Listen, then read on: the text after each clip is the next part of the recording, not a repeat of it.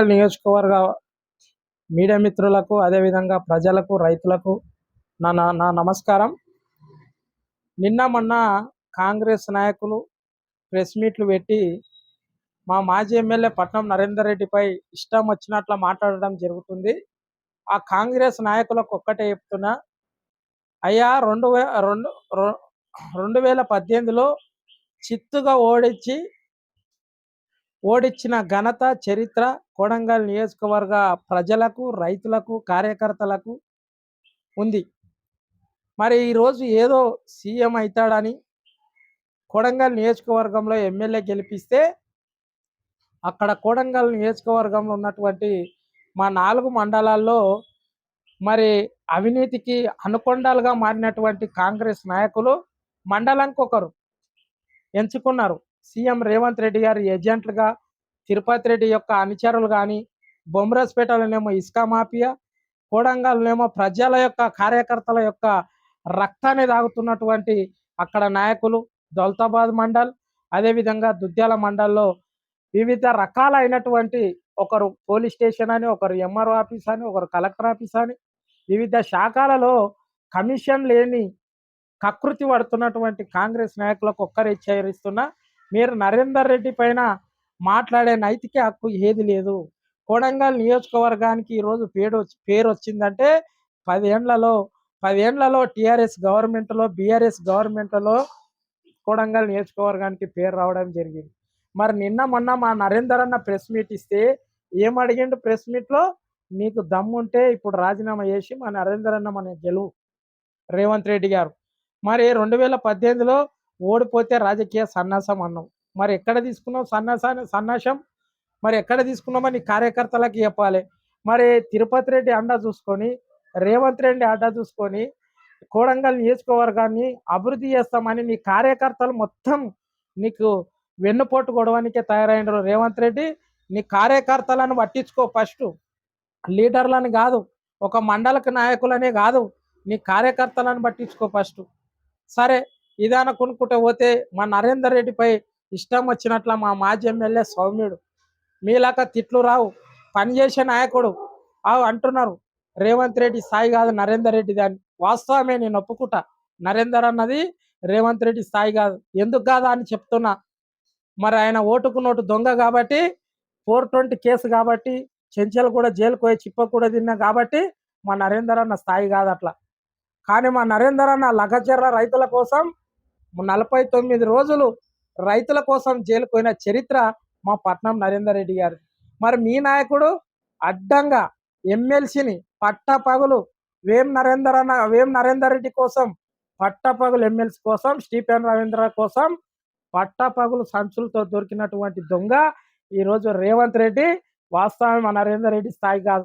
ప్రజలు గమనిస్తున్నారు ఎవరు సంచులతో అడ్డంగా దొరికిపోయిండో. ఈరోజు దొంగలు రాజ్యం వెళ్తున్నారు. మా కోడంగల్కి ఎందుకు పేరు వస్తుంది అంటే, ఒక 420 ఒక రేవంత్ రెడ్డి దొంగ అని ఈరోజు పేరు రావడం జరిగింది. అయ్యా రేవంత్ రెడ్డి గారు, తిరుపతి రెడ్డి గారు, కోడంగల్ నియోజకవర్గంలో మీకు ఓట్లేసిన ప్రజలు కానీ, కార్యకర్తలు కానీ తిట్టుకుంటుర్రు. కానీ బడా నాయకులు, ఏ మండల్లో ఆ మండలు ఉన్న బడా నాయకులను పెంచి అక్కడ ఉస్కా మాఫియా కానీ, వేరుశెనగల్లో దోసుకొని అధికారులతో కమిషన్లు తీసుకున్నటువంటి కాంగ్రెస్ నాయకులు ఈరోజు మా మాజీ ఎమ్మెల్యే నరేందర్ రెడ్డిపై మాట్లాడేది మీరు ఒక్కసారి గమనించుకోండి. మీకు టన్నల్ అంటే తెలియదు, పంప్ హౌజులు అంటే తెలియదు, కాళేశ్వరం ప్రాజెక్టు తెలియదు. అక్కడ ఏదేదో ఉంటుంది అంటున్నాడు కొడంగల్ కొంతమంది నాయకులు, బొమ్రస్పేట నాయకులు.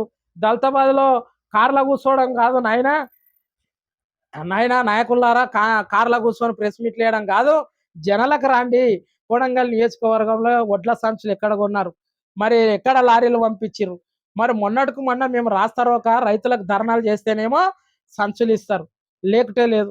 కానీ మా మాజీ ఎమ్మెల్యే నరేందర్ అన్నను పట్టుకొని ఇష్టం వచ్చినట్లు మాట్లాడితే కాంగ్రెస్ నాయకులకు ఒక్కటే చెప్తున్నా, మా టైం వస్తుంది, 2.5 సంవత్సరాలు ఉంది. ఈ 2.5 సంవత్సరాల్లో మీరు ఏం చేస్తారో చెప్పండి అని మీరు కౌంటర్ ఇచ్చడం కాదు. ఇన్ని రోజులు ఎక్కడ పండుకున్నారు? మరి సీఎం రేవంత్ రెడ్డి 5 మండల నాయకులను పిలిచి బీఆర్ఎస్ వాళ్ళు ప్రెస్ మీట్లు ఇస్తారు, మీరు ఇయనీక అని ముడ్డి మీద అంతే మీకు సోయి వచ్చి ఈరోజు పేపర్ల ముందల, టీవీ ముందల కూర్చొని గప్పలు కొడుతురు. మరి గప్పలు కొట్టే కాంగ్రెస్ నాయకులకు చెప్తున్నా, మీ కార్యకర్తలను సరిగా చూసుకోండి. మీ కార్యకర్తలే నాకు ఫోన్ చేసి చెప్తున్నారు, తిరుపతి రెడ్డి ఇంట్లో కుక్క ఏదైతే ఉంటుందో దానికి ఇచ్చే వాల్యూ ఇస్తలేరా అని నాకు చెప్పారు.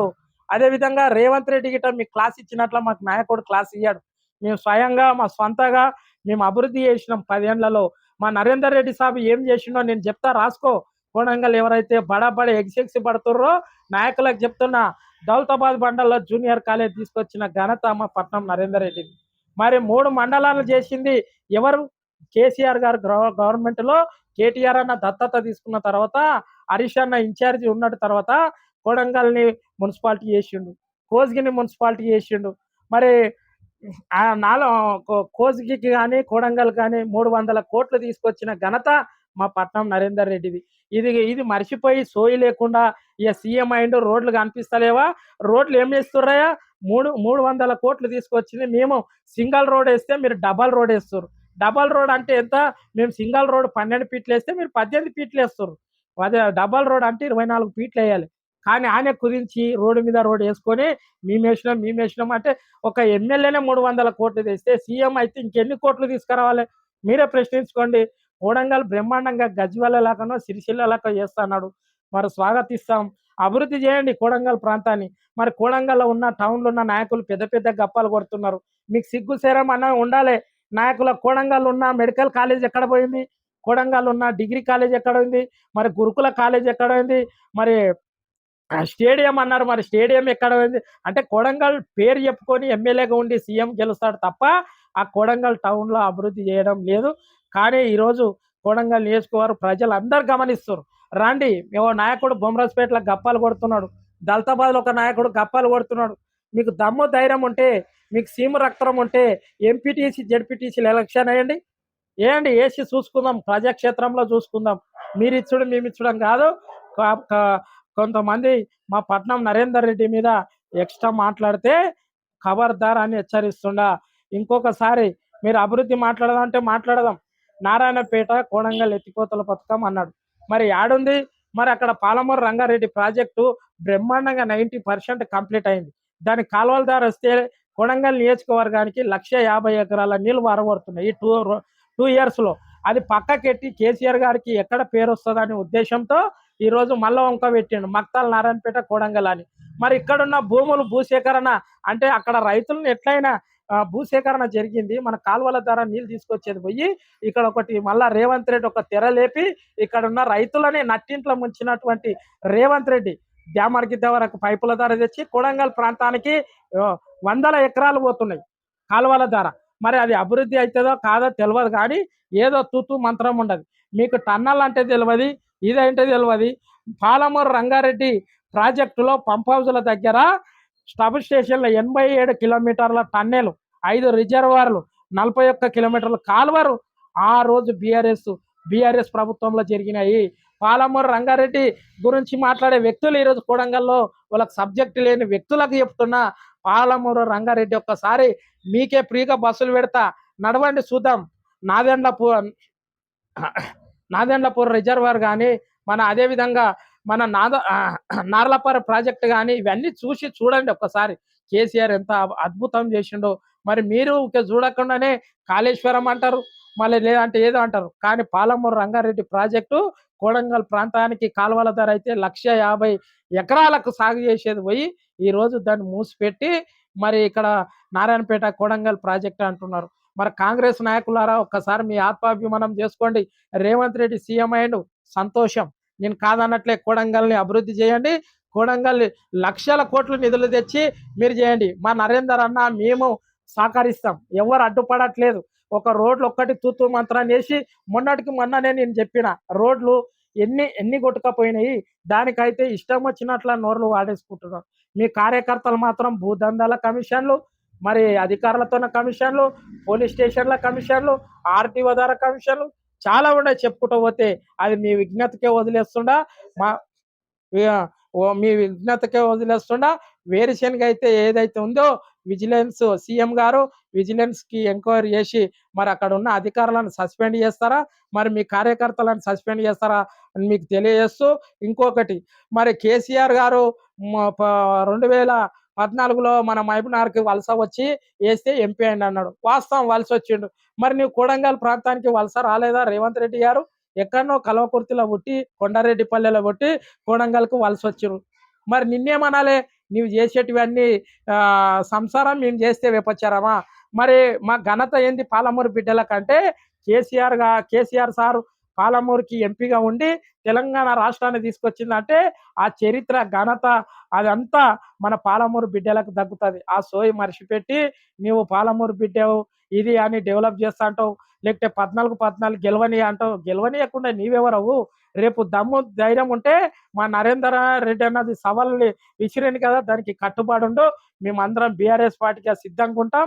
కొడంగల్ నియోజకవర్గాల్లో ఎవరైతే కుక్కల్లాగా మురుగుతుర్రో ఆ హెచ్చరిస్తున్నా. పాలమూరు రంగారెడ్డి ప్రాజెక్టు మీకు సీమ రక్తం ఉంటే కార్లేసుకొని అక్కడ చూడండి. ఆ ప్రాజెక్టులు చూడండి మీరు. ఎంత మంచిగుంటాయో. రిజర్వాయర్లు చూడండి. మేము పోయి చూసొచ్చినాం. ఎవరైనా జూరాల ఇప్పుడు ఎండాకాలం మొత్తం ఎండిపోతుంది. కృష్ణా, గోదావరి కృష్ణా నది కాడ డంపింగ్ చేస్తాడంట. పంప్ హౌజులు కట్టి మా దేమరగిద్దకు తెస్తాడంట. ఎవరైనా అక్కడ ఎండిపోయిన దాన్ని ఎట్లా తెస్తాడో కాలువ మాకు తెలవదు. మరి ఒక్కసారి మీ నాయకులు అందరూ పోయి పాలమూరు రంగారెడ్డి ప్రాజెక్టు చూసి ఒక్కసారి మాట్లాడాల్సిందిగా కోరుతూ మా కేసీఆర్ గారి మీద, కేటీఆర్ అన్న గారి మీద, అదేవిధంగా హరీష్ అన్న మీద, మాజీ ఎమ్మెల్యే పట్నం నరేందర్ రెడ్డి మీద ఎవరైనా వాలితే మీ ఈపులు విమానమైతే అని మనవి చేస్తూ ఈ అవకాశం ఇచ్చిన మీడియా మిత్రులందరికీ ధన్యవాదాలు తెలియజేస్తూ ముగించుకుంటున్నాను. జై తెలంగాణ, జై కేసీఆర్, జై నరేందర్ అన్న. Thank you.